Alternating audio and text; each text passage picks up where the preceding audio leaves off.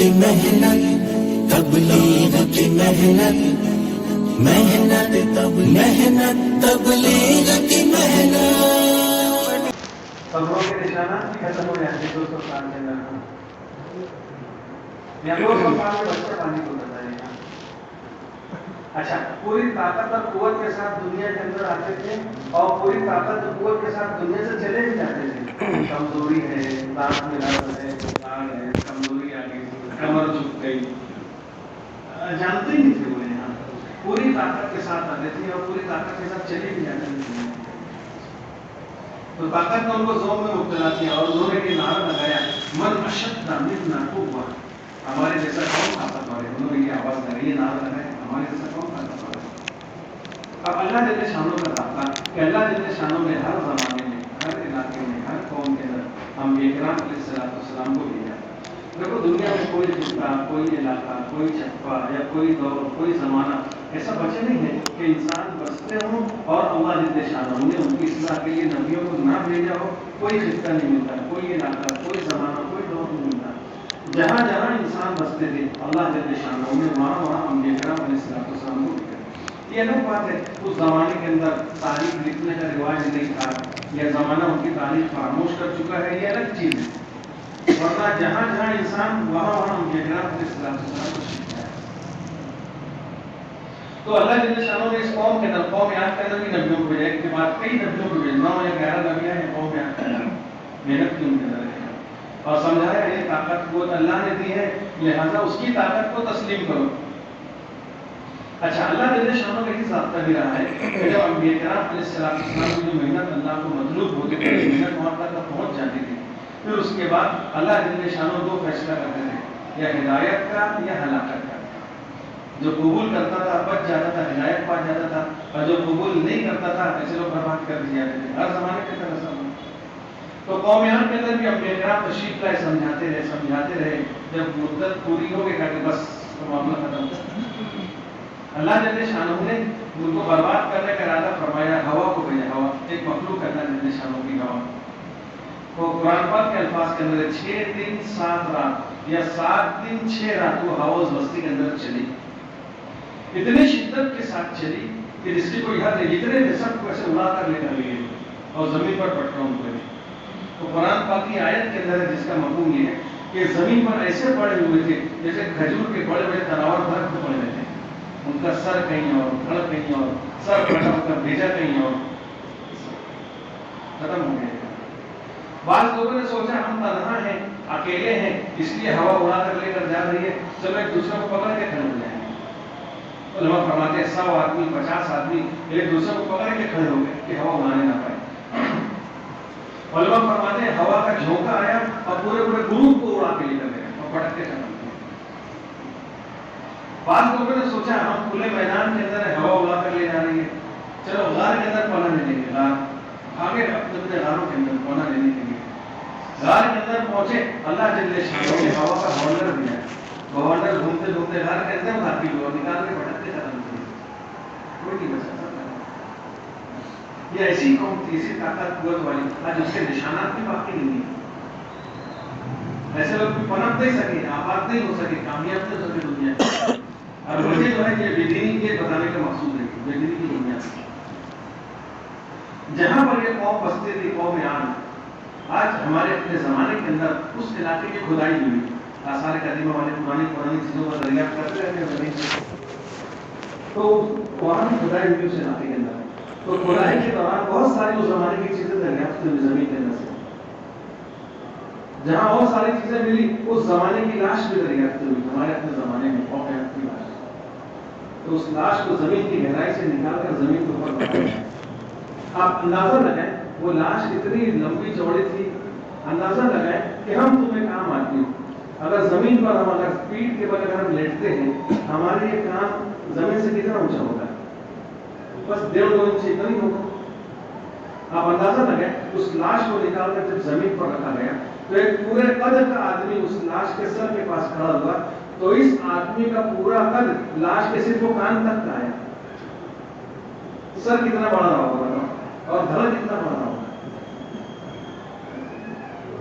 یعنی अखबार में तस्वीर भी आती है, सर उसका रहता है, 8-9 आदमी उस सर के पास खड़े हैं, तो आदमी छोटे नजर आ रहे हैं और सर बड़ा नजर आ रहा है। और एक 4 चक्की गाड़ी लगी, उसके ऊपर सर को रखा गया। 4 चक्की गाड़ी इतनी बड़ी थी जैसे अपने यहाँ पर माल्टा का केबिन होता है, इतनी बड़ी थी। अब एक केबिन में 10-12 आदमी तो बैठ जाते हैं हमारे के जमाने में। इतनी बड़ी गाड़ी थी, इस लाश का सर जब रखा गया तो पूरा गाड़ी उसी सर में भर गई। अब उनका दर्द कितना बड़ा होगा से, उनके मकान में खंडरात भी आज भी है, आज भी है खंडरात। तो देखा साइंस वालों ने, तो जाकर जब देखा तो उनके ऊंचे ऊंचे पहाड़ों में लोग मकान बना के रहते थे। अपने यहाँ पर पैतरी लोग बनाते हैं, 8 इंच 10 इंच 12 इंच की पैतरी होती, टप्पा होता है अपने यहाँ पर पैतरी का। तो उनका जो खंडर है उसके ऊपर जो टप्पे बने हुए थे, 15 फीट का एक जीना, 15 फीट का एक जीना था। तो ऐसे लोग भी बच नहीं सकेंगे हमारा। और वजह क्या है? अरे बोलो, ये दीन को छोड़ना है। तो ये चीज समझ में है, हर जमाने के अंदर दीन को छोड़ने वाले बर्बाद हुए हैं और दीन पर चलने वाले हर जमाने के अंदर कामयाब हुए। तो ये ज़ाब्ता शुरू जमाने से लेकर आज तक है और आज से लेकर क़यामत तक का कामयाबी का यही ज़ाब्ता रहेगा।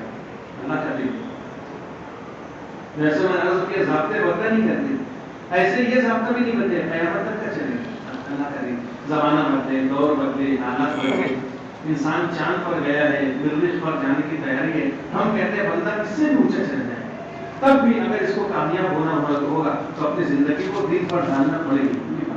ये चीज। अच्छा, अल्लाह का दीन किसको कहते हैं? वो कहते दीन में कामयाबी है, दीन में चलने वाले से दीन कहते हैं किसको? एक जुमले में अगर कहा जाए तो ये होगा, अल्लाह के हुक्मों को हुजूर पाक सल्लल्लाहु अलैहि वसल्लम के तरीके पर पूरा करना, इस चीज का नाम दीन है। अल्लाह के जो अहकामात हैं उसको हुजूर के तरीके पर उस चीज का नाम दीन। अच्छा, दीन को अल्लाह ने बहुत आसान मुश्किल नहीं है कि आदमी चले कैसे, पहाड़ है चले कैसे, इतना हमको तो कहा गया दीन दीन आसान है।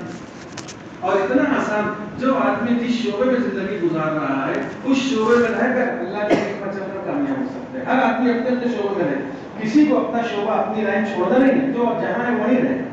यानी गरीब को अमीर होने की जरूरत नहीं और अमीर को गरीब होने की जरूरत नहीं है, जो जहाँ है वहीं रहे। और दीन पर चलना हर आदमी के लिए। हमारे जमातों में साथ देते हैं, बताओ, एक आदमी नाबीना है जिसको आंख नहीं है, एक आदमी नाबीना है जिसको आंख नहीं है, तो बताओ मेरे भाई, एक नाबीना आदमी साइकिल चला सकता? अरे बोलो ना, नाबीना आदमी साइकिल नहीं चला सकता। लेकिन बताओ मेरे भाई, एक नाबीना आदमी अल्लाह के दीन पे चल सकता है? एक आदमी लंगड़ा है, पैर से माजूर है, तो एक आदमी पैर से माजूर है, वो आदमी साइकिल चला सकता? नहीं चला सकता। एक लंगड़ा आदमी अल्लाह के दीन पे चल सकता है? इतना आसान, हर आदमी जहाँ है वहीं रहे। माल वाला माल के अंदर रहे, चलो ठीक, उसमें रहकर दीन पर चले, माल में रह के कामयाब है। हदीस पाक का हुक्म है, मेरे पास बंदे ऐसे हैं जो नर मुनर मुगद्दों पर बैठकर मेरा जिक्र करते हैं, मेरी याद करते हैं, और मैं आखिरत के एतबार से उनको बुलंद दर्जे अता करते चला जाता हूँ। चलो ये माल वाला है, माल में रहने कामयाब है। दुनिया में हज कौन करेगा? गरीब के माल वाला। ज़कात कौन देगा? मस्जिद मदरसे में हिस्सा कौन लगाएगा? गरीब बेवाओं की मदद कौन करेगा? अल्लाह ने इसको मान दिया। माल में अल्लाह के हुक्मों को दाखिल कर, इनपुट आउटपुट दोनों सही होना चाहिए, कमाई का अंदाज भी सही हो और कमाने के बाद खर्च का अंदाज भी सही हो, तो माल में रह के आदमी कामयाब। साहबे का नाम हिजरत फरमाकर मदीना तशरीफ लाए, मदीना मुनव्वरा। मदीने के अंदर मीठे पानी का बड़ा शॉर्टेज था, मीठा पानी शॉर्टेज था। मीठे पानी का एक कुआं था जिसका नाम था बीर रूमा, उसमें मीठा पानी था, और वो कुआं जो था एक यहूदी की मिल्कियत था, और वो बहुत महंगे दामों में पानी फरोख्त करता था। साहबा हिजरत फरमाकर मदीना तशरीफ लाए। अब हर एक की इतनी इस्तेदाद नहीं थी कि महंगे दामों में पानी खरीद ले, पीने का पानी, मीठे का पानी। तो उस्मान गनी रज़ी अल्लाह अन्हु ने बहुत मान दिया था इनको। उनको पता चला, यहूदी के पास गए और कहा भाई तुम्हारा जो कुआं है ना, ये मेरा फरोख्त कर दो, ये कुआं मेरा बेच दो, फरोख्त कर दो। यहूदी ने कहा कि पूरा तो नहीं बेचूंगा, आधा कुआं बेचूंगा। कहा कि आधा कैसे? कहा कि इतनी कीमत तुम दे दो और एक दिन कुएं का पानी आप इस्तेमाल करना और एक दिन मेरे हिस्से में मैं इस्तेमाल करूंगा, आधा कुआं बेचूंगा। ठीक है, मुझे मंजूर है। कितने का है? कहा कि 20,000। अब दीनार درہم اشرفیاں جو بھی رہی ہوگی اس زمانے کا 20,000، آج تو لاکھوں ہو جائے گا نا، 20,000 عثمان غنی رضی اللہ تعالیٰ نے 20,000 اس کو دیا. اب ایک دن ان کا اختیار، ایک دن یہودی کی اس کی ملکیت کنویں کا پانی، ایک دن یہودی نے استعمال کیا. جب عثمان غنی رضی اللہ کا نمبر آیا دوسرا دن تو اعلان کر دیا جو شخص جتنا چاہے آئے پانی بھر کے لے کے چلا جائے اس سے کوئی معاوضہ نہیں دیا جائے گا، فری مل گیا. اب مدینہ میں سب کو پتہ چل گیا کہ عثمان رضی اللہ نے آدھا کنواں خرید لیا. جب ان کا نمبر آتا ہے تو فری میں دیتے ہیں. تو صحابہ نے کیا کیا، جس دن حضرت عثمان غنی رضی اللہ کا نمبر آتا صحابہ 2 دن کا پانی اکٹھا بھر کے رکھ لیتے. جیسے اپنا اندر لے کے نہ آتے ہیں نا، اپنی ماں بہنیں کیا کرتی ہیں، بولے کل آئے گا نیا چیز کب کرو، چھوٹا چھوٹا برتن سب بھر کے رکھ لیتے ہیں، بولے کل کہاں پانی آئے گا. تو صحابہ نے ایسے کرنا شروع کیا. جس دن حضرت عثمان غنی رضی اللہ کا نمبر آتا 2 دن کا پانی اکٹھا بھر کے رکھ لیتے. اب دوسرے دن یہودی کا نمبر آتا تو کون جائے گا، سب کا پانی بھرا ہوا اس بار. اب ایک دن فری میں مل رہا ہے تو پیسہ دے کے کون خریدے. اب یہودی پریشان، یہ کیا ہو گیا، تو مسئلہ ہو گیا، میرے نمبر پر کوئی بھی نہیں آتا خریدنے کے لیے.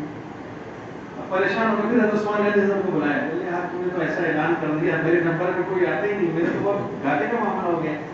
ایسا کرو نا آدھا کنواں تم نے خریدا ہے نا، باقی آدھا بھی تم ہی خرید لو. بولے اب وہ مجبور تھا، اس کو تو بیچنا ہی بیچنا، کیا کریں. حضرت عثمان رضی اللہ چاہتے ہیں تو اس کو تھوڑا سا بھاؤ کم کرا دیتے ہیں، آدھا 20 کا خریدا کچھ کم. آپ نے بولے نا بولے آپ کے گھر ہوگا تو بنانا پڑے گا، جتنا توڑنا چاہیے انہوں نے کہ بولے اس میں کوئی گھر ہوگا، کوئی کارخانہ، کوئی پلاٹ ہوگا، ذرا بتانا پڑے ذرا سا ایسا جتنا توڑنا چاہیے توڑ لیں. اب وہ تو بیچارہ مجبور تھا، ہاں بیچ رہی تھا. علماء فرماتے ہیں حضرت عثمان غنی رضی اللہ عنہ نے آدھا کنواں 20,000 کا خریدا تھا، باقی آدھے کنویں کے لیے 20,000 ہی دیا، اس کو فائدہ نہیں اٹھایا. اور خریدنے کے بعد وقت وہ پورا کا کنواں مدینہ والوں پر پھر میں وقف کر دیا. یہ کنواں وقف جو چاہے کرے، کوئی معاوضہ نہیں دیا. بتاؤ کتنی بڑی کمائی ہوئی ہے. کمائی ہوئی تھی، کمائی اس کو بولتے ہیں. تب سے لے کے آج تک وہ کنواں جاتی ہے، پانی نکل رہا ہے. جو لوگ حج عمرہ کرنے گئے دیکھے ہوگا کنواں مسجد قبلتین ہے نا مدینہ کے اندر، اس کے قریب ہی وہ کنواں ہے. اللہ کے بدل سے ہم لوگ گئے تو دیکھ کے آئے وہ کنواں. تو اس زمانے میں تو اس کا نام بیر روما تھا. ہم لوگ دیکھنے کے لیے جب گئے تو بڑا سا بورڈ لگا تھا تاکہ بیر عثمان غنی رضی اللہ عنہ، وہ بورڈ لگا ہوا. اب وہ جو حضرت عثمان نے خرید لیا تھا رضی اللہ عنہ، تو پورا بورڈ ریلیجیس بورڈ لگا تھا بیر عثمان غنی رضی اللہ عنہ. اور 1400 سال پہلے کنواں جیسا تھا آج تک ویسا ہی ہے، آج تک ویسے ہی، کوئی تبدیلی نہیں ہے. بلکہ ہم لوگ دیکھنے کے لیے گئے تو وہاں پانی کا ٹینکر بھی کھڑا تھا، یعنی آج تک کنویں سے پانی نکال کے سپلائی کیا جا رہا ہے. 1400 سال کا سلسلہ ہے. کتنی ساری کمائی کس کے کھاتے میں جائے گی، ارے بولو نا. بلکہ ہم لوگ مدینہ کے اندر تھے تو ایک بلڈنگ پر نظر پڑی، بڑا ٹاور تھا اور اس کے اوپر بورڈ لکھا ہوا تھا وقف عثمان غنی رضی اللہ تعالیٰ الی الحرم، یعنی حضرت عثمان غنی رضی اللہ نے یہ ٹاور حرم میں وقف کر دیا. مطلب یہ کیسا بورڈ ہے.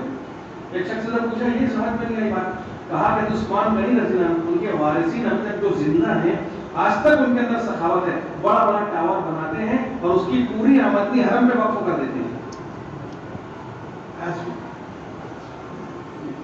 تو مال والا مال کے اندر رہے، اللہ کے دین کو داخل کر رہے، مال میں رہے کہ آخرت بنا لے. اور غریب غربت میں رہے، کوئی مسئلہ نہیں ہے. غریبی کوئی مسئلہ ہی نہیں ہے. آج لوگ بولتے ہیں ایمان والوں کا سب سے بڑا مسئلہ غریبی غریبی غریبی. ہم کہتے ہیں غربت کوئی مسئلہ ہی نہیں ہے، غربت کوئی مسئلہ نہیں ہے. ایک غریب آدمی اللہ کے دین کو اپنی غربت میں داخل کر لے، غربت میں رہے کہ اللہ جل شانہ اس کی آخرت کو بنا دیں گے. غربت کوئی نقصان کی چیز نہیں ہے. آپ نے کبھی سنا کل قیامت کے دن اللہ جل شانہ کسی بندے کو اس وجہ سے عذاب دیں گے کہ تو غریب کیوں تھا؟ غربت کا میدان آخرت میں کوئی نقصان کی بات ہی نہیں ہے. ہاں جی، دنیا امتحان کی جگہ ہے. کسی کو اللہ دے کر آزما ہے، کسی سے دے کر آزما ہے. اور ہر ایک کو دیکھ رہے ہیں میرا کون سا بندہ کون سی بندی اپنے شعبے میں رہ کر میرے حکم میں چلتا ہے، کون نہیں چل. اس چیز کا امتحان نہیں ہے. مال کا مل جانا کوئی کامیابی کی دلیل نہیں ہے. آدمی دھوکہ نہ کھائے. کسی کو اللہ نے مال دے دیا، اس کا کیا مطلب؟ کیا یہ آدمی کامیاب ہو گیا؟ یا اس آدمی کو آدمی سے اللہ کو بہت محبت تھی اس کے لیے اللہ نے اس کو مال دے دیا؟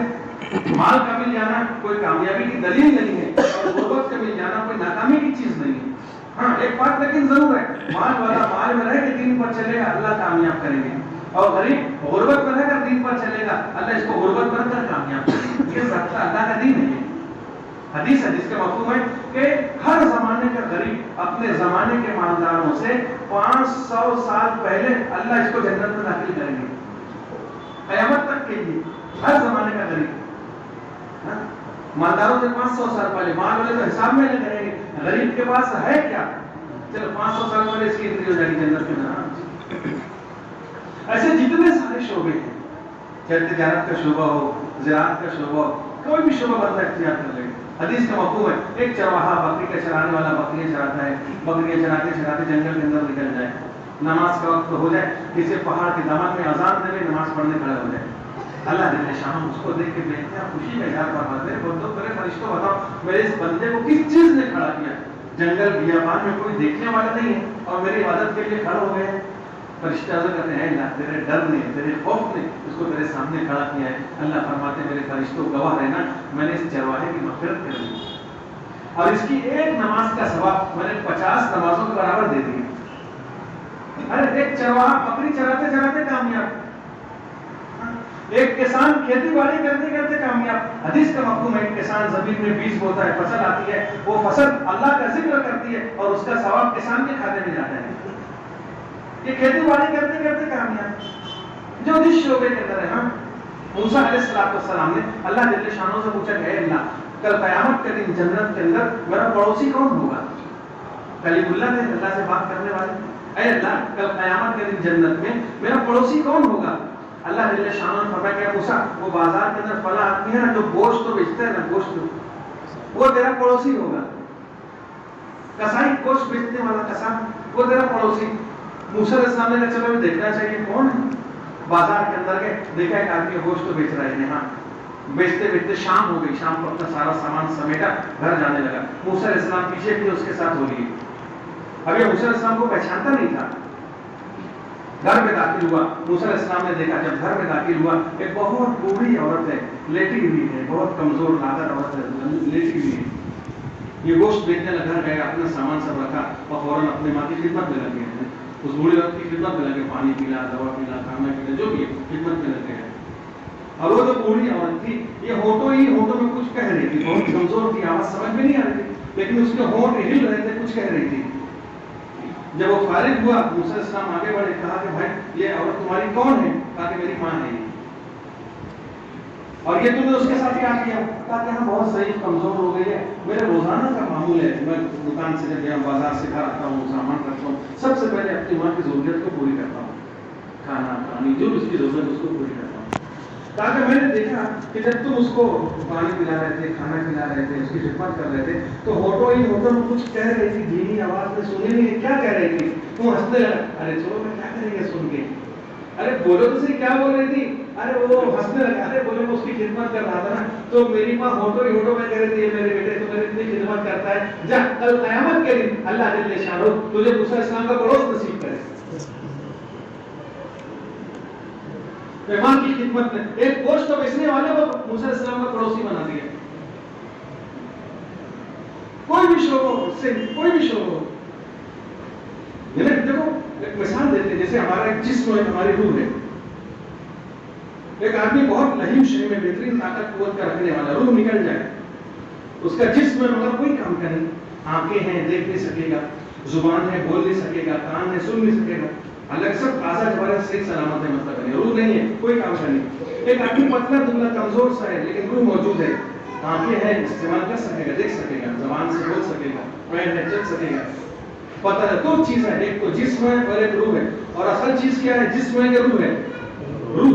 روح ہے تو ہر آسا جوارے اس کے صحیح استعمال ہو رہے ہیں، روح نکل گئی سب ہو کے بھی کوئی کام کا نہیں ہے۔ ایسے ہی میرے بھائی دنیا میں جتنے سارے شعبے ہیں نا، تجارت کا، زراعت کا، جو بھی شعبہ ہے، تمام شعبوں کی مثال جسم کی سی ہے اور اس کی روح جو ہے یہ اللہ کا دین ہے۔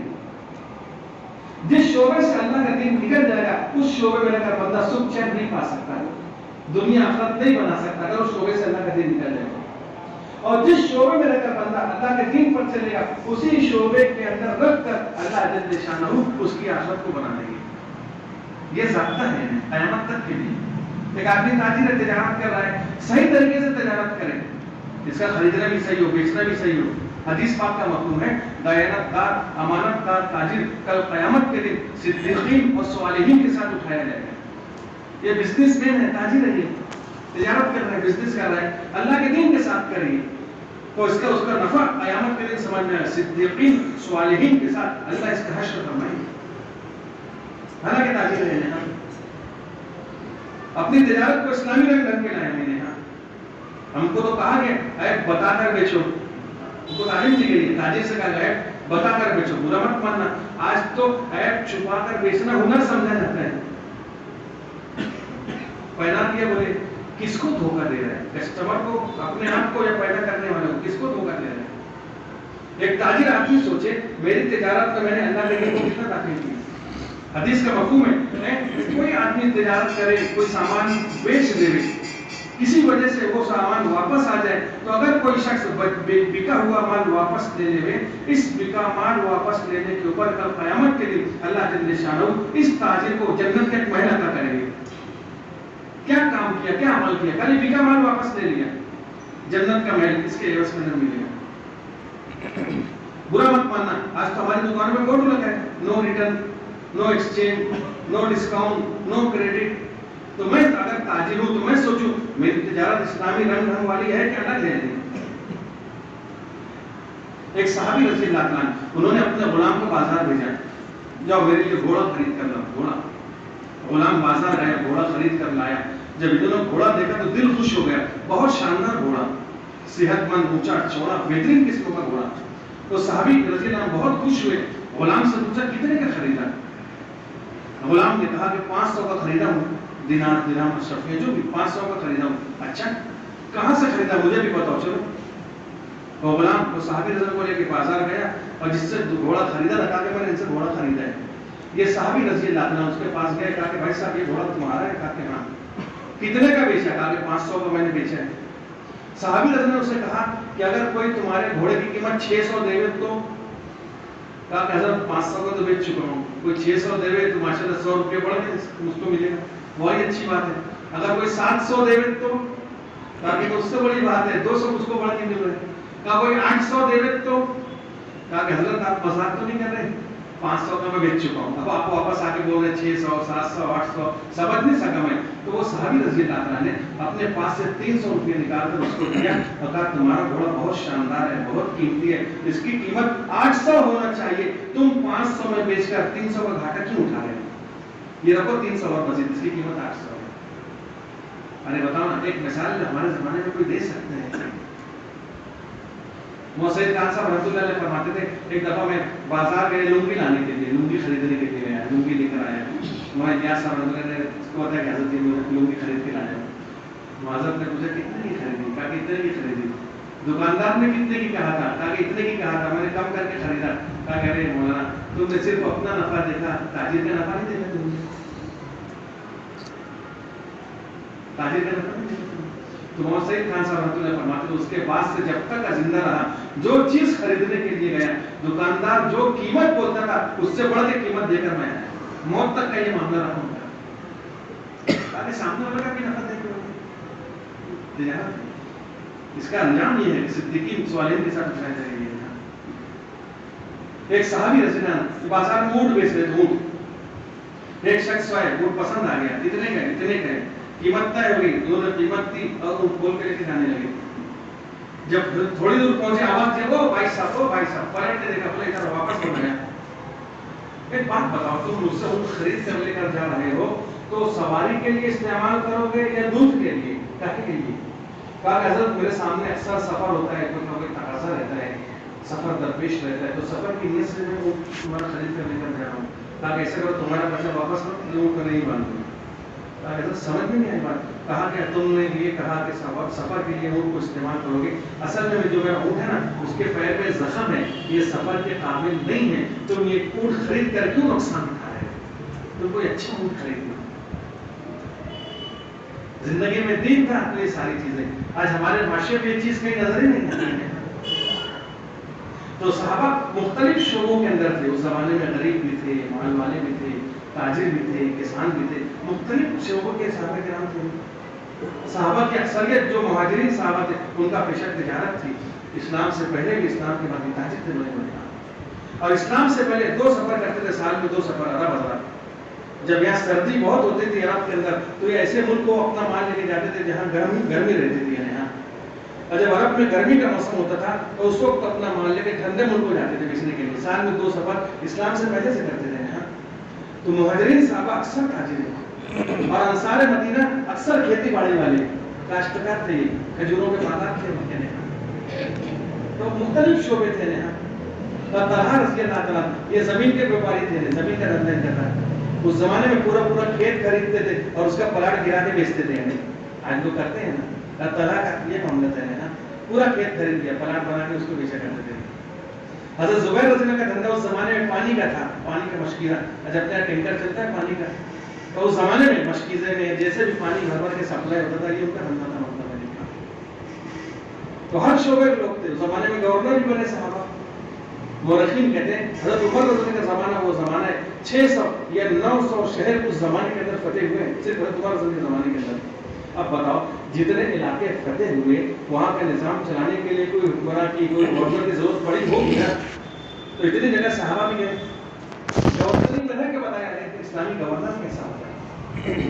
حضرت عمر رضی اللہ کا زمانہ تھا کہ علاقہ فتح ہوا، وہاں سے خط آیا امیر صاحب، حضرت عمر رضی اللہ کو خط آیا، امیر صاحب یہ علاقہ فتح ہوا ہے، یہاں کا نظام چلانے کے لیے کسی کو بھیجو، گورنر بنا کے، کسی علاقے کا گورنر بنا کے بھیجو کسی کو، ٹھیک ہے۔ حضرت عمر نے خط پڑھا، نماز ہوئی، مسجد نبوی کے اندر اعلان ہو گیا بھائی نماز کے بعد تمام حضرات تشریف رکھیں، ایک علاقے میں گورنر بھیجنا ہے، اس کا مشورہ کرنا ہے۔ گورنر کا مشورہ کہاں پر ہو رہا ہے؟ اچھا ہمارا اپنا زمانہ ہوتا تو کیا ہوتا؟ ارے بولو نا، تو صحابہ تابعین کا زمانہ تھا یہاں، اور مسجد نبوی وہ مسجد جو 24 گھنٹے آباد رہتی تھی اس زمانے کے اندر۔ ہماری مسجدیں تو صرف نماز کے ٹائم آباد رہتی ہے، باقی خالی ہو جاتی ہے۔ فجر کی نماز ہوئی، ظہر تک مسجد خالی، اب وہ ظہر بھی لوگ آئیں گے، ظہر کے بعد سے عصر تک کا خالی، عشاء کے بعد فجر تک کا خالی، اور حضور پاک صلی اللہ علیہ وسلم کی مسجد 24 گھنٹے آباد رہتی تھی اس زمانے میں، 24 گھنٹے۔ تو ایسی مسجد اب اعلان ہوا کہ نماز پڑھ ٹھہر جائیں، گورنری کا مشورہ کرنا ہے، نماز ہوئی، تمام صحابہ تابعین نکل کے باہر چلے گئے، حضرت عمر اکیلے بیٹھے رہے رضی اللہ تعالیٰ عنہ۔ دوسری نماز، تیسری نماز، علماء فرماتے ہیں 3 دن تک اعلان ہوتا رہا، 3 دن تک، 12 15 جو بھی نمازوں میں اعلان ہوگا، اور صحابہ تابعین نماز پڑھ کے سارے نکل کے باہر چلے جا رہے۔ اب جب تیسرے دن اعلان ہوا، جب سب جانے لگے، حضرت عمر رضی اللہ عنہ اپنی جگہ سے کھڑے ہوئے، اور لوگ مسجد کے باہر نکل رہے تھے، ایک کو پیچھے سے پکڑ رہے ہیں، کندھے پہ ہاتھ رکھا، ارے بھیا رکو، سب چلے جاؤ گے تو میں مشورہ کس سے کروں گا؟ سب چلے جاؤ گے، مشورہ کس سے؟ کندھے پہ ہاتھ رکھا، ارے رک جاؤ گے، سب جاؤ گے، مشورہ کس سے کروں گا؟ جب وہ پلٹے تو دیکھا حضرت ابو ہریرہ رضی اللہ عنہ تھے، وہ یہ پکڑ میں آ گئے، سارے باہر چلے گئے، یہ پکڑ میں آ گئے، یہ آگے اسی سے بات کرنا چاہیے، کہا کہ ابو ہریرہ چلے جاؤ، کرسی قبول کر لو، بولے چلے جاؤ، تم بھی چلے جاؤ۔ ابو ہریرہ نے کہا کہ امیر صاحب ہم نے درختوں کے پتے چبائے، پاکے برداشت کیے، بھوک برداشت کیا، ہم نے کرسی کے واسطے نہیں کیا تھا، ہم نے اللہ کے واسطے کیا تھا، مجھے نہیں چاہیے، مجھے کرسی کی حاجت نہیں ہے مجھے نہیں۔ حضرت عمر نے دیکھا کہ کیسے لوگ ہیں، ان کے سامنے عہدہ ہے، پوسٹ ہے، کرسی پیش کی جا رہی ہے، اور یہ اس سے اپنا دامن بچا رہے ہیں۔ حضرت عمر رضی اللہ بھی رونے لگے، کہا کہ صحیح بات ہے ابو ہریرہ، تجھ کو اس کرسی کی حاجت نہیں ہے، مگر اس کرسی کو تجھ جیسے نیک لوگوں کی حاجت ہے، قبول کر لے۔ تو روتے ہوئے دیا، اور انہوں نے روتے ہوئے قبول کیا، اور جب قبول کیا تو بتایا کہ اسلامی گورنر کیسا ہوتا ہے۔ غالباً بحرین کا علاقہ تھا، وہاں بھیجا، گورنر بنا کے بہت سی ذمہ داریاں دی، ایک ذمہ داری یہ بھی دی، ابو ہریرہ جب وہاں پہنچنا نا ذرا راستوں پر نظر رکھنا، بولے ہاں کوئی راستے میں مکان نہ بنائے، یعنی ہماری زبان میں کوئی راستوں میں اتی کربن نہ کرے، ہاں یہ ذمہ داری نہیں ہے ابو ہریرہ کو دیکھنا، وہاں جا کے دیکھنا کوئی راستے میں نگاہ نہیں کرنا، کوئی اتی کربن نہ بنائے، مطلب آدمی دھیان نہیں دے اس کی طرف، کتنا بڑا گناہ ہے یہ۔ صحابہ کرام آپ صلی اللہ علیہ وسلم سفر کے اندر ہے، غالباً حج کا سفر تھا، راستے میں ایک جگہ رکے، بعض لوگوں نے اپنی سواریاں راستے میں کھڑی کر دی، آپ صلی اللہ علیہ وسلم کو پتہ چلا، کہا کہ جس نے راستے میں سواریاں کھڑی کی ہے، راستہ چلنے والوں کو تکلیف ہو رہی ہے، وہ سمجھتے اس کو حج کا ثواب بھی نہیں ملے گا۔ اب بتاؤ میں کیا چل رہا ہے، ایمان والا تکلیف دینے کے لیے، لوگوں کی تکلیف کم کرنے کے لیے آئے. ہمارے پاس شیخ صاحب کہا کرتے تھے ہم راستے سے گزر رہے ہیں اور کوئی کانٹا نظر آ جائے تو اندازہ یہ لگانا چاہیے یہ راستے میں کانٹا نظر آ رہا ہے، لگتا ہے کوئی ایمان والا ادھر سے گزرا نہیں ہے، ورنہ ایمان والا گزرتا تو راستے میں کانٹا پتھر نظر نہیں آتا. کھوٹا سکہ ایک ایمان والے کے پاس چل کے آگے تک نہیں جائے گا، وہی ختم ہو جائے گا. یہ ہونا چاہیے. تو میرے بھائی اس زمانے کے اندر ہر شعبے کا دین زندہ ہے، ہر شعبے کا دین زندہ ہے. اور آج نظر نہیں آتا. کسی شخص نے کسی دانشور سے پوچھا اسلام کہاں ہے؟ دانشور نے جواب دیا اسلام در کتاب، اسلام کتاب کے اندر ہے. پھر پوچھا مسلمان کہاں؟ تو جواب دیا مسلمان در گور، مسلمان قبروں میں چلے گئے، اسلام کتابوں میں رہ گیا. حقیقی مسلمان دنیا سے رخصت ہو گئے. ہم جیسے لوگ بچے ہیں جن کو دیکھ کر اگر کوئی اسلام کو سمجھنا چاہے تو بیچارے مایوس ہو جاتے ہیں، کنفیوز ہو جاتے ہیں اسلام کیا ہے. برا مت ماننا کوئی آدمی ہمارے تمہارے پاس ہے اور کہے کہ اسلام کیا ہے مجھ کو سمجھا دو. برا مت ماننا، ہم بھی نہیں سمجھا پائیں گے. ہم انہیں نے سمجھا نہیں تو کیا سمجھائیں گے؟ بتاؤ تو صحیح ہے. دعوت کی محنت سے چاہا جا رہا ہے کہ جو اسلام کتابوں کے اندر ہے وہ اسلام جیتی جاگتی زندگی کے اندر نظر آئے. صحابہ کے زمانے میں کتابیں نہیں تھی، یعنی کتابیں نہیں تھی لیکن عملی دین زندہ تھا. قرآن شریف صدیق اکبر رضی کے زمانے میں مرتب کیا گیا، اکٹھا کیا گیا. حضرت عثمان رضی کے زمانے میں اس کو کتابی شکل دی گئی قرآن شریف کو. حدیث کی کتابیں امام بخاری رحمۃ اللہ کے زمانے میں پوری کئی 50 سال کے بعد لکھی گئی. اس زمانے میں کتابیں نہیں تھی لیکن جیتی جاگتی زندگیاں موجود تھیں. کسی نے عائشہ رضی اللہ عنہا پوچھا قرآن شریف کا اللہ کے نبی صاحب کی زندگی کو دیکھا نہیں؟ جو حضور کی زندگی میں وہی قرآن ہے اور جو قرآن کے اندر ہے وہی حضور کی زندگی ہے. اس زمانے میں کتابوں میں نہیں تھا لیکن جیتی جاگتی عملی زندگی صحابہ کے سامنے تھی. کوئی جا رہا تھا تو اسی نے کہا دیکھو وہ قرآن جا رہا ہے، وہ قرآن جا رہا ہے. پورا 100% دن زندہ تھے. صحابہ کرام نے دنیا کے مختلف ملکوں کا سفر کیا اس زمانے کے اندر، اور جہاں صحابہ کرام گئے وہاں کی زبانوں کو صحابہ نہیں جانتے تھے. صحابہ عربی کے بولنے والے. اب صحابہ افریقہ کے علاقوں کے اندر بھی پہنچے، صحابہ چائنا بھی پہنچے، رشیا کے علاقوں کے اندر بھی پہنچے، دنیا کے مختلف ممالک کے اندر صحابہ کرام پہنچے. اب زبان تو عربی ہے نا، اب کیا بات کریں؟ زبان ہی کا مسئلہ، کیا بات کریں؟ علماء فرماتے ہیں صحابہ کرام جب دنیا کے مختلف علاقوں کے اندر گئے تو ایک جملہ کہا کہ قولوا کونوا مثلنا، ہمارے جیسے بن جاؤ. یہ ایک جملہ کہا، یعنی ہم کو جو کرتا دیکھ رہے وہی کرو، یہی اسلام ہے. برا مت ماننا آج یہ جملہ ہم بول سکتے ہیں ہمارے جیسے زندگی میں نظر نہیں آتی ہے. تو دعوت کی وجہ سے یہ چیز چاہیے، زندگی پر یہ چیز ہے. اور بغیر اچھا سوال پیدا ہوتا ہے صحابہ کرام نے اس دین کو کہاں سے حاصل کیا تھا؟ ہم صحابہ کی صفات بیان کرتے ہیں، صحابہ ایسے تھے ایسے تھے ایسے تھے، تمام سے سوال پیدا یہ ہوتا ہے صحابہ کی زندگیوں میں صفات خوبیاں آئیں کیسے؟ اسلام سے پہلے تو زندگی ایسی تھی ان کی، ایسا زمانہ تھا جس کو زمانے جاہلیت کا نام دے دیا گیا. اور اتنا زبردست انقلاب اور تبدیلی دنیا کے اندر کیسے آ گئی کہ کسی کہنے والے نے کہا کہ جو نہ تھے خود راہ پر دنیا کے رہبر بن گئے، جو نہ تھے خود راہ پر دنیا کے رہبر بن گئے، وہ کیا نظر تھی جس نے مردوں کو مسیحا کر دیا. ایسے لوگ تھے جن پر حکومت کرنا کوئی پسند نہیں کرتا ہے. ایک زمانہ یہ آیا کہ ان سے لوگوں نے، دنیا کے لوگوں نے حکمرانی کا گر سیکھا اور ایسے حکومت کے نقشے قائم کر کے گئے کہ یہ بوڑھا آسمان ایسے حکمرانوں کو دیکھنے کو ترس جائے گا کہ جنہوں نے اپنے گھر کا چراغ بجھا کے امت کے چراغوں کو روشن کیا، اپنا گھر کا چولہا بجھا کے امت کے کھانے کی فکر کی. ایسے آج نظر نہیں آتا دنیا میں. تمہارا ایک دفعہ کہا لوگوں قریب آ جاؤ میری بات سنو. مسجد نبی کے اندر کہا لوگوں قریب آ جاؤ میری بات سنو. ایک عرب بدو کھڑے ہوئے کہا کہ عمر ہم تیرے قریب نہیں آتے، تیری بات نہیں سنتے. اتنی ہمت تھی لوگوں میں بھرے مجمع میں مسجد نبی میں، عمر ہم تیرے قریب نہیں آتے، تیری بات نہیں سنتے. تو عمر نے کہا کہ بھائی صاحب کیا بات، ایسا کیوں کہہ رہے ہو؟ کہا کہ عمر امیر صاحب پہلے ایک بات کا جواب دو، اس کے بعد تمہاری بات سنیں گے. بولو میں کیا بولنا چاہتے ہو؟ کہا کہ امیر صاحب کل بیت المال میں بہت ساری چادریں آئی تھی، آپ نے چادروں کو تقسیم کیا تھا، ہر ایک کے حصے میں ایک چادر آئی تھی. چادر بہت چھوٹی تھی اور ایک چادر میں پورا کرتا نہیں ہو سکتا تھا. امیر صاحب آپ کے حصے میں بھی ایک چادر آئی تھی اور آپ کے بدن میں پورا کرتا نظر آ رہا ہے. جواب دو، اس کے بعد بات سنیں گے. عمر نے کہا کہ عبداللہ کھڑے ہو، چاچا کی بات کا جواب دو. ان کے بیٹے عبداللہ بن عمر رضی اللہ عنہ، عبداللہ کھڑے ہو، چاچا کی بات کا جواب دو. عبداللہ بن عمر نے کھڑے ہو کہا کہ ہاں چاچا آپ صحیح کہہ رہے ہیں، کل بیت المال میں چادریں آئی تھی، چادریں تقسیم ہوئی تھی، ہر ایک حصے میں ایک چادر آئی تھی. چادر چھوٹی تھی، کرتا نہیں ہو سکتا تھا، مگر میرے والد کا کپڑا اتنا خراب ہو چکا تھا کہ پہننے کے لائق نہیں تھا. میں نے اپنے حصے کی چادر بھی والد محترم کو دی، دونوں چادروں کو ملا کے کرتا بنایا. کہا کہ ایسا سے بیٹھ جا، اللہ تجھے جزائے خیر عطا فرمائے. یہ بھی نہیں کہا کہ بھرے مجمے میں ٹوک دے انسان کر لی میری، نہیں بیٹھ جا، اللہ تجھے جزائے خیر عطا فرمائے. یہ ایسے لوگ تھے، سب کچھ اپنا لگا کے امت. یہ صفات آئی کیسے؟ سوال پیدا جو ہوتا ہے.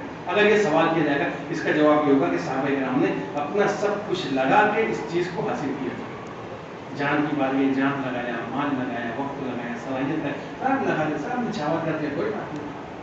میرے صحابہ نے اپنے طرز عمل سے یہ کہا اگر میرا ایک گھر اجڑتا ہے تو اجڑ جائے، میرے ایک گھر کے اجڑنے پر ہزاروں گھر بسوں کو سستا سودا ہے، گھروں کو اجاڑ دیا، کوئی بات نہیں. ان کے جذبات، ان کے ارمان، ان کی تمنائیں ان کے دل کے اندر ہی گھٹ کے رہ گئے. کوئی بات نہیں. اور دنیا ارمان پورا کرنے کی جگہ نہیں ہے، دنیا میں تو فرمان پورے کیے جائیں گے، اللہ ارمان کو آخرت میں پورا کریں گے. کوئی بات نہیں، سب لگا دیا، کوئی مسئلہ نہیں ہے. ایک میری جان جاتی ہے تو چلی جائے، لیکن اللہ کا دین اگر سب تو شاداب ہوتا ہے، کافی سستا سودا ہے. غزوہ احد کے اندر مقابلہ ہوا اور ایسی جنگ تھی 70 صحابہ شہید ہوئے، بہت بڑا زخم آئے. غزوہ احد کے اندر 70 زخم آئے، 70 صحابہ شہید ہوئے. اور جب یہ سارے صحابہ مدینہ واپس لوٹے، پورے مدینے کے ہر گھر میں سے رونے کی آواز آ رہی تھی. کوئی نہ کوئی یہ تو شہید ہوا ہے یا کوئی نہ کوئی زخمی ہوا ہے، ہر گھر سے رونے کی آواز. آپ صلی اللہ علیہ وسلم نے دیکھا کہ ہاں آج سب رونے والے ہیں، میرے چچا حضرت حمزہ پہ رونے والا کوئی نہیں ہے. آج تو حمزہ بھی شہید ہوئے تھے نا. اتنا زخم آیا، 70 دفعہ نماز جنازہ پڑھی حضرت حمزہ رضی اللہ عنہ کی. ہر جنازہ سامنے لایا جاتا ہے، حضرت حمزہ کا جنازہ واضح حضور نماز پڑھاتے ہیں. جنازہ آتا، دوسرا آتا، کہا کہ یہ جنازہ چچا کا جنازہ نہیں ہے، دوسرا جنازہ بعد پھر نماز، 70 دفعہ نماز جنازہ پڑھی. اور ہچکی مار کر ہوئے آپ صلی اللہ علیہ وسلم. اس موقع پر صحابہ نے دیکھا حضور پاک صلی اللہ علیہ وسلم. اس واقعے کو 8 سال گزر گئے، 8 سال. جو قاتل تھا وحشی، جس نے قتل کیا تھا حمزہ رضی اللہ عنہ، اللہ نے ایمان دیا، یہ حضور پاک صلی اللہ علیہ وسلم کے پاس آیا ایمان کو قبول کرنے کے لیے. حضور نے دیکھا، جیسے ہی دیکھا 8 سال ہو چکے ہیں مگر چچا کا زخم پھر تازہ ہو گیا.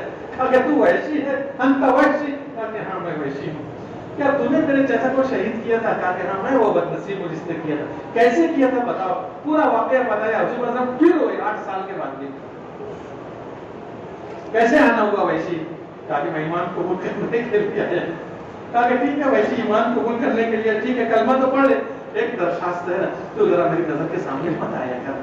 جب تو میری نظر کے سامنے آتا ہے نا تو میرے چچا کا چہرہ میرے نگاہوں میں گھوم جاتا ہے، مجھ کو بہت تکلیف ہوتی ہے. جس کا چہرہ دیکھنے کا وارا نہیں ہے اس کی بھی بھلے کی سوچی جا رہی ہے. تو تمام حضور پاک صلی اللہ علیہ وسلم خود بھی زخمی ہوئے ہیں، خود بھی زخمی ہوئے. خود کی کڑی دھر سے حضور پاک صلی اللہ علیہ وسلم کے سر پر، پیشانی پر صحابہ پریشان نکل نہیں رہی ہے. ابو عبیدہ رضی اللہ عنہ آگے بڑھے اور آگے بڑھ کے حضور پاک صلی اللہ علیہ وسلم کا چہرہ سر میں پکڑا، سر ایسے پکڑا ہاتھ میں اور دانتوں سے پکڑ کے کھینچا انہیں. خود کی کڑیاں، خود کی کڑی نکلی ہے، خون کا فوارہ نکلا اور ان کا ایک دانت بھی ٹوٹ گیا. ابو عبیدہ بن جراح رضی اللہ عنہ. پھر اس کے بعد دوسری کڑی کیا تصویر تھی، پھر حضور کا چہرہ پکڑا، سر پکڑا، پھر دانت پکڑے، پھر کھینچا، خون کا فوارہ نکلا، ان کا ایک دانت پھر ٹوٹا. اور حضور پاک گڑھے کے اندر گر گئے جس سے حضور کی کوہنی زخمی ہوئی، گھٹنا زخمی ہوا اور سر میں پیچھے مار لگی. تھوڑی دیر کے لیے آپ صلی اللہ علیہ وسلم بے ہوش ہو گئے احد کے میدان کے اندر. مولانا حسین صاحب معلم الحجاج اللہ بھری کی رحمت کرے، حج کی تعلیم میں بتاتے تھے جس جگہ حضور صلی اللہ علیہ وسلم گرے تھے تب سے لے کے آج تک تھوڑے تھوڑے دن کے بعد وہ زمین پھٹ جاتی ہے. اس زمین کو افسوس ہے میں کتنے بدنصیب ہوں کہ اس کو پاک صلی میرے اوپر. حکومت کے آدمی آتی ہے، مٹی ڈال کے چلے جاتے ہیں، چند دنوں بعد پھر وہ زمین پھٹ. 1400 سال سے معمول ہے. مولانا فرماتے تھے حضور خود بھی زخمی، صحابہ زخمی، لاشیں پڑی ہے میدان. جب جنگ ختم ہو گئی آپ صلی اللہ علیہ وسلم نے کہا کوئی ہے جو سعد ابن ربیع کی خبر لے کر آئے؟ صحابہ میدان احد میں دوڑ پڑے. اب وہ منظر ایسا ہے، کئی لاشیں پڑی ہیں، کئی زخمی پڑے ہیں، اپنے پڑے ہیں، سامنے والے بھی پڑے ہیں. مطلب میں عزت کو سے کرا رہا ہے. صحابہ میدان احد میں نکلے، کہا کہ سعد تم کہاں ہو؟ اللہ کے نبی صلی اللہ علیہ وسلم تمہیں یاد کر رہے ہیں، کہاں ہو؟ میدان میں نکلے، کونے سے آواز آئی، میں کمزور سی آواز ہے، میں یہاں پر ہوں. صحابہ آواز کی طرف لپکے تو دیکھا ہے گڑھے کے اندر سعد ابن ربیع رضی اللہ عنہ گرے پڑے گڑھے کے اندر گرے ہوئے اور پورا بدن چھلنی ہے. 80 زخم خالی سینے پر آئے, 80 زخم, اور بدن سے تقریباً خون نکل چکا ہے, سینہ اوپر نیچے ہو رہا ہے, جس سے لگ رہا ہے کہ ہاں چند سانسیں ہیں, زندگی تھوڑی سی باقی ہے. کہا کہ ساتھ, کہا کہ ہاں میں یہاں ہوں, کیا بات ہے؟ کہا کہ اللہ کے نبی پاک صلی اللہ علیہ وسلم تمہیں یاد کر رہے ہیں. کہا کہ دیکھو میری حالت تو ایسی, اگر میں پاؤں چل کے جا سکتا تو چل کر جاتا. کہا کہ حضور سے کچھ کہنا ہے؟ کہا کہ ہاں حضور صلی اللہ علیہ وسلم میری طرف سے سلام عرض کر دینا. چند سانسیں بچی ہے, آخری گھڑی میں آدمی کس کو یاد کرتا ہے؟ گھر والوں کو یاد کرتا ہے, بال بچوں کو یاد کرتا ہے. چند سانسیں بچی ہے, یاد کیا تو کس کو یاد کیا؟ آپ صلی اللہ علیہ وسلم کو. سلام کہا کہ حضور پاک صلی اللہ علیہ وسلم کو میرا سلام عرض کر دینا. اور کچھ کہنا چاہتے ہو؟ کہا کہ ہاں حضور صلی اللہ علیہ وسلم سے کہہ دینا کہ دیکھو جملہ ہوتا ہے, دیکھو کہ کسی امتی کی طرف سے, جملہ دیکھو کہ کسی امتی کی طرف سے کسی نبی کے لیے جو بہترین سے بہترین جزا ہو سکتی ہو, اللہ تعالیٰ حضور صلی اللہ علیہ وسلم وہ بہترین جزا عطا کرے. کیا ہم تقدیر لے کر آئے, ایمان لے کر آئے, تو گمراہ لوگ ہدایت لے کر آئے, تو جو بہترین سے بہترین جزا ہو سکتی ہے اللہ تعالیٰ حضور پاک صلی اللہ علیہ وسلم کو بہترین جزا عطا کرے. اور پھر کہا کہ میں تم لوگوں سے کہتا ہوں کہ جب تک تم لوگوں میں سے ایک کی آنکھ چمکتی رہے, یعنی ایک آدمی بھی زندہ رہے اور اللہ کے دین پر اگر آنچ آ جائے تو قیامت کے دن تم لوگ اللہ کے یہاں جواب دہ سے بچ نہیں سکو گے. یہ کہا, کلمہ پڑھا اور انتقال ہو گیا. جاتے جاتے بھی پیغام دیتے ہیں.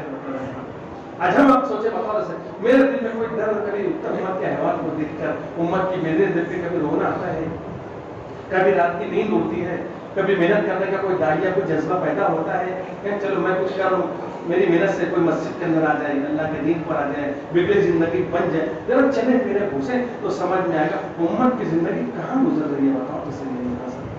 بابا بہت اچھے سے دکھتا ہے. حضرت مولانا یوسف صاحب رحمۃ اللہ فرماتے تھے تم لوگ اپنے اپنے علاقے کی تھوڑی تھوڑی دینداری کو دیکھ کر خوش اور مطمئن مت ہو.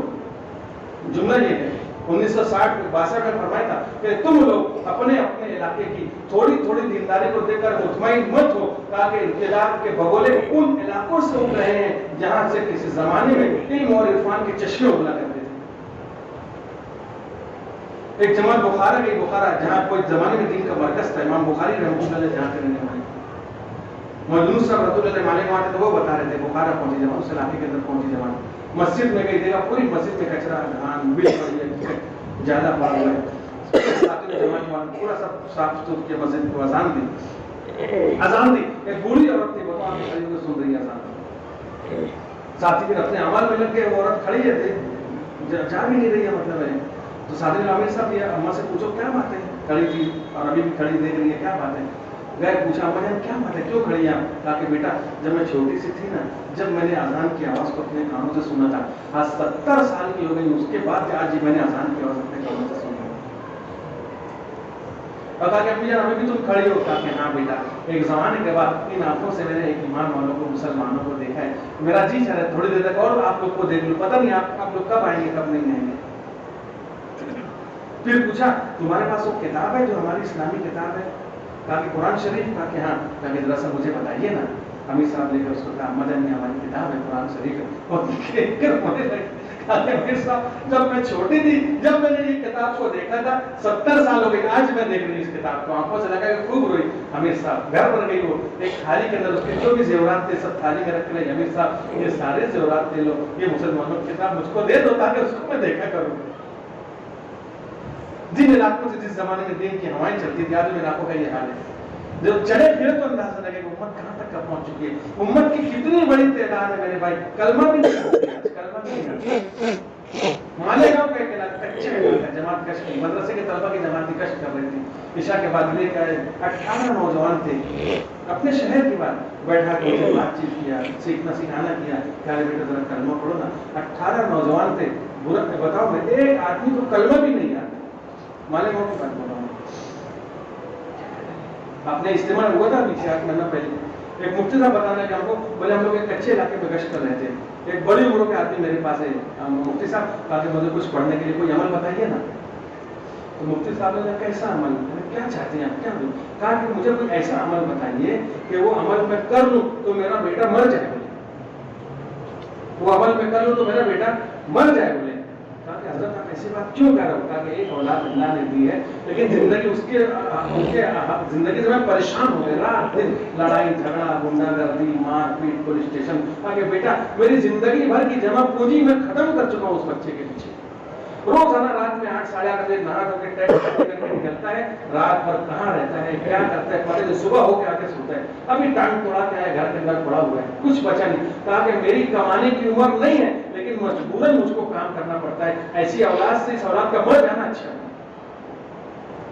کتنے ماں باپ بچوں سے پریشان، کتنے بچے ماں باپ سے پریشان، کتنی بیویاں شوہروں سے پریشان، کتنے شوہر بیویوں سے پریشان۔ ہم لوگ گشت کر رہے تھے ادھر کچے علاقے کے اندر، ایک خاتون نے کہا مسجد میں پیام بھیجا، بولے میرے شوہر کو چیلے میں لے کے چلے جاؤ نا، کیوں کیا بات؟ بولے فلاں جگہ لوٹ چلاتا ہے وہ، کارخانے کا پتہ ہے خاتون نے، وہاں جاؤ اس کی تشکیل کرو میرے شوہر کی، 40 دن اس کو لے کر جاؤ، اگر وہ کہے گا میرے پاس پیسہ نہیں ہے نا تو تم جماعت کے ساتھی اس کے سیٹ سے ملنا، کہا اس کو قرضہ دے دے اللہ کے راستے میں چلا جائے گا، اس کا قرضہ میں پھیر دوں گی، بولے میرا نام مت بولنا لیکن تشکیل کر لے کے جاؤ۔ بتاؤ سر وہ اللہ کی بندی کس مجبوری کے عالم میں یہ بات کہہ رہی ہوگی؟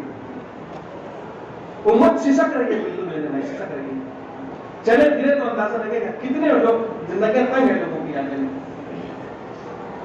کون ان کو اوپر، کون ان کے پاس جائے گا، کون سمجھائے گا، کون اللہ کے گھر میں لے کر آئے گا؟ بتاؤ میرے، یہ تو دنیا کا مسئلہ، پھر آخرت کا مسئلہ الگ۔ یہ نوجوان پتہ نہیں کہاں چلے بہے چلے جا رہے ہیں، مست ہے بالکل، کوئی ہوش نہیں ناچ کے نوجوانوں کو، یہ نشہ وہ نشہ یہ نشہ، دیکھو تو صحیح معلوم پڑتا ہے انہیں، عجیب عجیب نشے کر رہے ہیں، یہ سونگ لینا وہ سونگ لینا۔ ہم لوگ تو کچے علاقے میں گشت کر رہے تھے، معلوم پڑا بتاؤں گا تو آپ لوگ کو پتہ نہیں معلوم ہے کہ نہیں معلوم، آپ کو یہ نشہ نکلا ہے سنداس کا جو بھانڈا ہوتا ہے نا اس میں 15 میں منہ دے کے پڑے رہتے ہیں، وہ بدبو کا نشہ، سنداس کے بھانڈے کے اندر بدبو وہ اس کا نشہ، 15 بھانڈے کے اندر منہ ڈال کے لیتے ہیں بیٹھے ہیں، اور سرکاری سنداس میں جاتے ہیں جہاں زیادہ بدبو ہے۔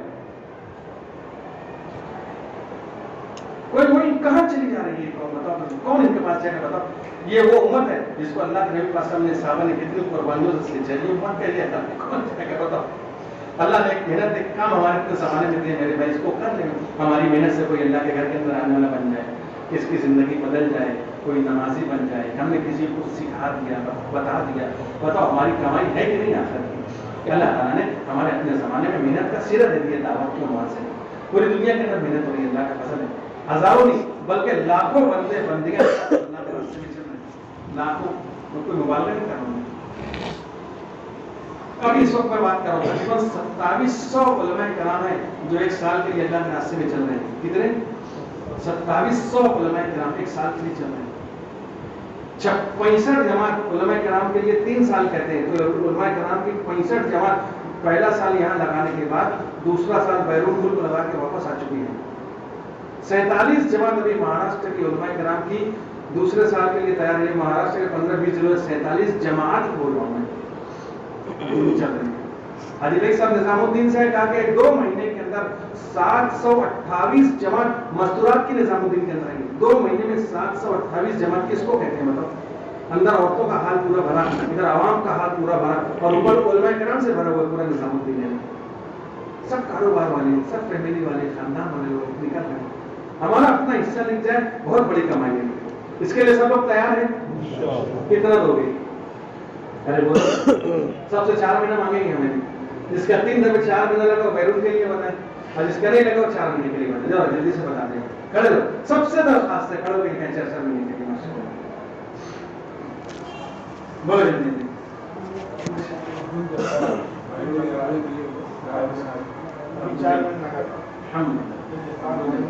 اور سب سے تقاضا ہے ماشاءاللہ، کھڑے ہو جائیں، سب سے نوجوان بھی کہیں بوڑھے بھی کہیں ماشاءاللہ، اور نام نہیں پاتا کریں، جزاک اللہ، یہ کھڑے ہونے پر بھی اجر ہے ماشاءاللہ، بولو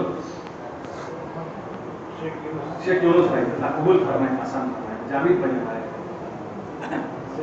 سید عمران بھائی ماشاءاللہ، حضرت کا لکھو ماشاءاللہ، بیٹھے ماشاءاللہ، سر کا نام لکھو ماشاءاللہ، سب سے تقاضا، سب سے نثار بھیا کا لکھو ماشاءاللہ، لکھ رہے ہیں نا، لکھا ادھر لکھا ماشاءاللہ، ماسٹر صاحب کا لکھو ماشاءاللہ، اللہ بہت قبول کرے ماشاءاللہ، ہر آدمی چلے، جوان جوانی میں، بوڑھا بڑھاپے میں، بیمار بیماری میں چلے، ہاں جی، کیا نام؟ آفتاب بھائی ماشاءاللہ، اور بولو ماشاءاللہ، وہاں یا صاحب رحمۃ اللہ نے ایک نابینا کی تشکیل کی، چل اللہ کے راستے میں، ساتھیوں نے حضرت کے نابینا آتی ہے، اللہ کے راستے میں جائے گا. نابینا آدمی کہا کہ ہاں میں چاہتا ہوں یہ نابینا آدمی چلے, یہ اللہ کے راستے میں چلے گا, رات میں تہجد میں اٹھے گا, سب سوئے رہیں گے, اٹھے گا, طہارت خانے میں جائے گا, وضو خانے میں جائے گا, نوبت لگے گی, گرے گا, اس کے گرنے پر اللہ ہدایت کے فیصلے کریں گے. بیمار بیماری میں چلے, اس کو دیکھ کے اللہ کو پیار آئے گا. اللہ کی ایک صفت ہے شکور, اللہ کی صفت ہے شکور, عبد الشکور بولتے ہیں نا, شکور اللہ کی صفت ہے. اور اس کے معنی وہ لوگ فرماتے ہیں قدردان کے ہیں, اللہ سے بڑا قدردان کوئی نہیں ہے. ہم جب چلیں گے, ہمارے مسائل کو ہم سے زیادہ اللہ جانتے ہیں نا, اور آپ جب مسائل کے اندر چلے گا, اللہ کو کتنا پیار آئے گا, اس بندے کے یہ مسئلہ ہے, یہ مسئلہ, یہ مسئلہ, پھر بھی چل رہا ہے, اس کے چلنے پر اللہ ہدایت کام کرے گی. ماشاءاللہ بتاؤ اور بتائیں, ماشاءاللہ آصف بھائی اور بتائیں ماشاءاللہ, اللہ اکبر اکبر بھائی ماشاءاللہ. اور گھر سے بھی بتا سکتے, بھائی کا, بیٹے کا, والد کا, بتائیں ماشاءاللہ.